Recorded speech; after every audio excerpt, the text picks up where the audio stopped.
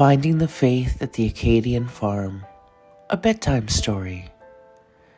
Julien's life in Royon had always been comfortable, yet unremarkable.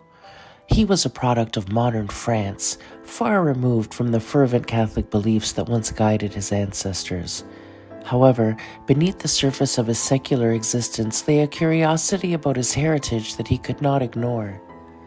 The loss of his job served as the catalyst for change, pushing Julien to reconsider the direction of his life. With his belongings sold and his heart filled with questions, he turned to his ancestry for answers. It helped distract him from the disappointment with his current reality. Present day hadn't turned out that well for him.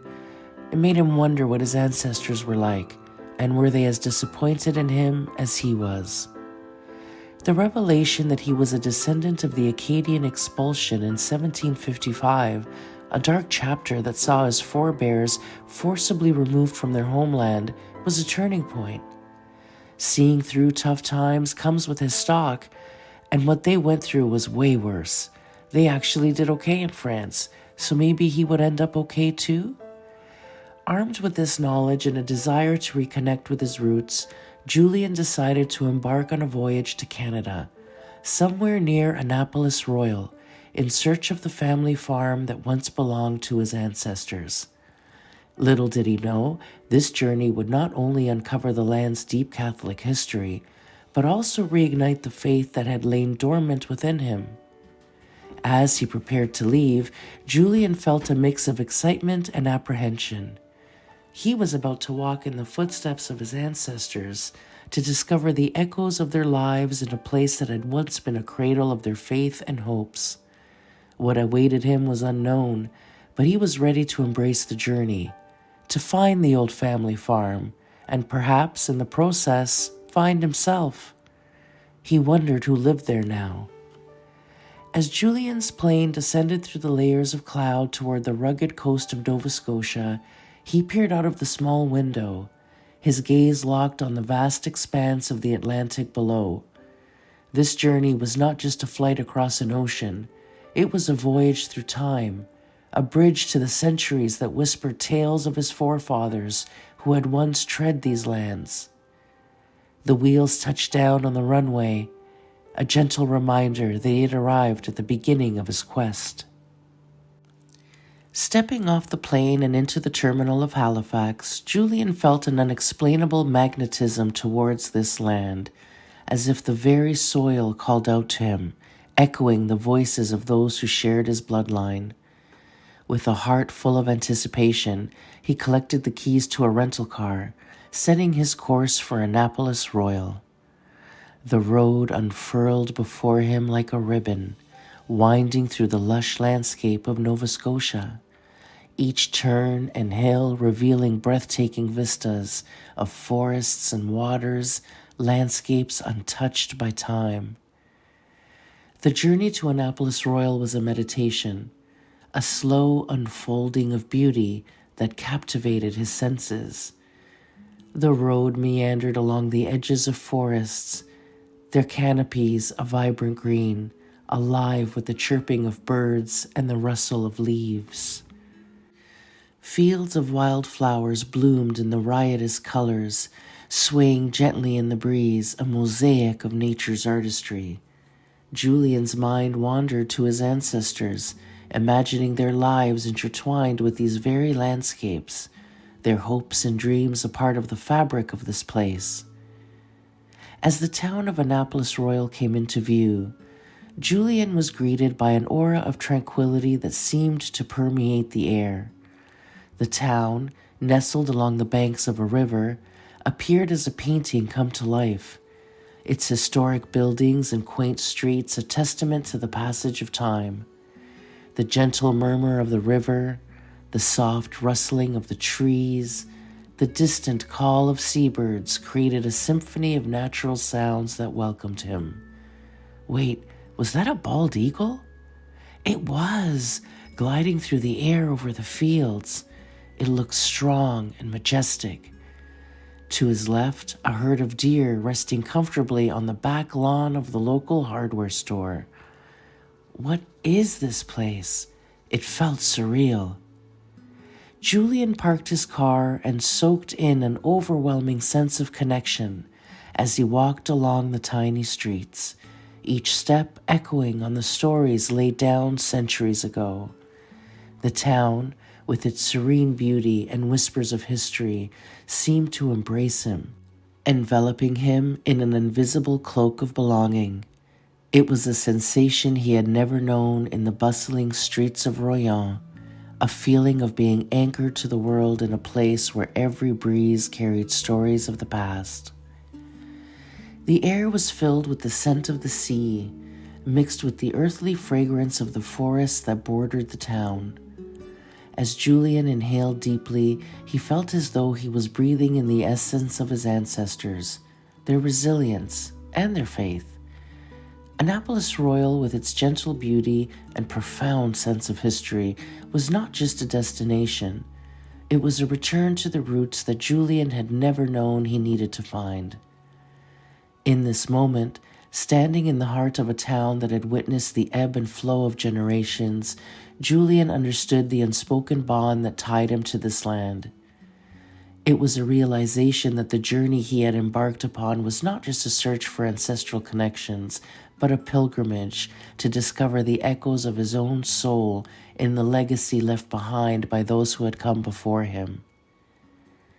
In the whispering embrace of dawn, Julian set forth under the canopy of a sky painted with the light of first day, embarking on a quest that would lead him through the annals of history and the heart of his heritage. The search for the old family farm was a journey of piecing together fragments of the past, where each record and local anecdote was a stepping stone back in time, guiding him to a forgotten piece of earth that had whispered his name across centuries. Nestled in a secluded embrace of nature, the land Julian sought had been surrendered to the wild, where time's neglect had woven a tapestry of overgrowth upon the farm, rendering it a mere shadow of the dreams it once harbored. Yet to Julian, this forsaken plot was not just land, it was a call to revival, a treasure chest of untold stories waiting to be unearthed. The transaction was simple, a modest exchange of currency for a key to the past. Stepping onto the land that was now his, Julian felt the weight of generations settle upon his shoulders, a solemn yet comforting cloak woven from the threads of his ancestry. The house that stood before him, dilapidated and worn by the trials of time, was a testament to resilience, its structure defying the years that sought to claim it. As Julian crossed the threshold, a sense of solemnity enveloped him. The air within was thick with the dust of decades, each particle a silent witness to the lives that had unfolded in these rooms. It was in the quiet exploration of this new yet ancient home that Julian stumbled upon a hidden trove, a cache of relics that had slumbered in obscurity, shrouded in the shadows of neglect. Beneath the layers of abandonment, he uncovered rosaries whose beads bore the oil of countless prayers, crucifixes that had witnessed whispers, confessions of faith, and ancient manuscripts whose pages told tales of devotion and duty. These were not mere objects, they were sacramentals, each carrying the essence of a belief that had once pulsed vibrantly within these walls. Among these sacred remnants, Julian found evidence of his ancestors' role as a caretaker of St. Louis Church in the 1700s, the custodian of faith in a frontier of devotion. With each discovery, Julian felt the stirrings of a connection that transcended time, a link forged in the fires of faith and cooled in the waters of baptism. These relics, silent yet eloquent in their testimony, spoke of a lineage steeped in the Catholic tradition, guardians of a spiritual heritage that now beckoned Julian into its embrace. In the solitude of the farm, surrounded by the echoes of his forebears, Julian embarked on a journey of rediscovery, not just of land and lineage, but of soul and faith. The relics, once hidden and forgotten, now served as beacons, illuminating a path that had led Julian deeper into the heart of his heritage, toward the whispers of the past that sang in the silence of the present.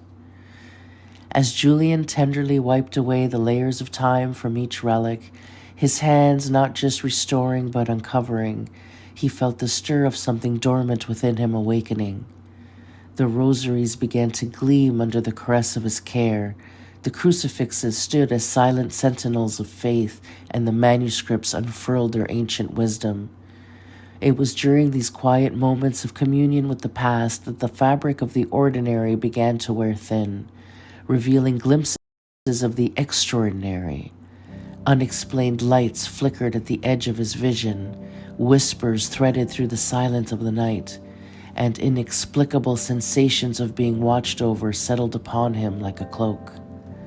These occurrences, far from unsettling Julian, only deepened the well of his curiosity, drawing him towards the spiritual beacon of St. Louis Church. The journey to St. Louis Church was a pilgrimage in its own right, each step a crossing over thresholds unseen, each breath a prayer unspoken.